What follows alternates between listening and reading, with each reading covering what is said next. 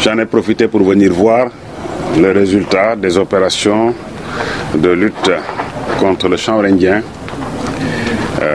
menées cette année en deux phases par les armées, la gendarmerie et les douanes. C'est à peu près presque 400 hectares de surface, de superficie cultivée et 4000 kg de chanvre indien qui ont été saisis.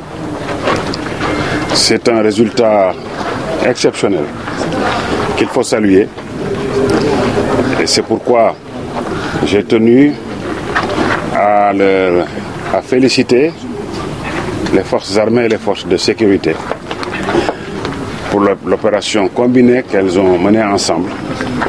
Je répète, les armées, la gendarmerie et la douane, afin, je ne dirais pas de venir à bout de ce phénomène, mais en tout cas de porter un coup décisif à ce phénomène particulièrement nuisible à notre pays.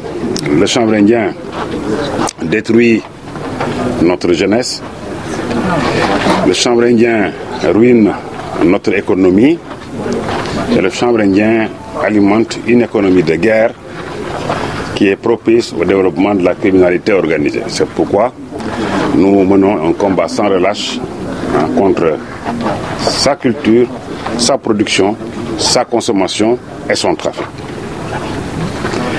Je voudrais donc saluer la coopération qu'il y a eu entre les différentes forces afin de mutualiser les moyens et de pouvoir mener une opération de très grande envergure sur une période relativement longue. Naturellement, il ne s'agit pas simplement de mener une opération simplement répressive contre ce phénomène. Il faudra accompagner la lutte de la prise d'initiatives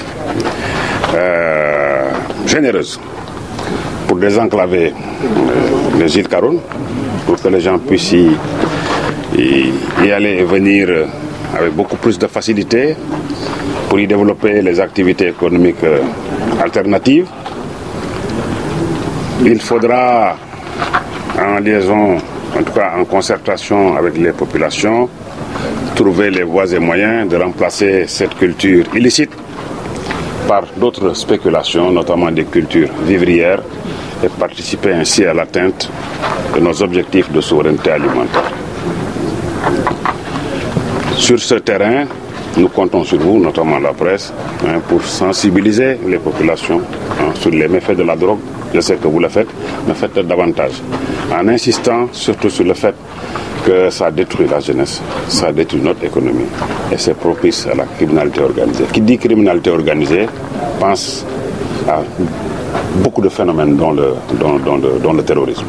Et je pense que personne ne veut de ça dans notre pays.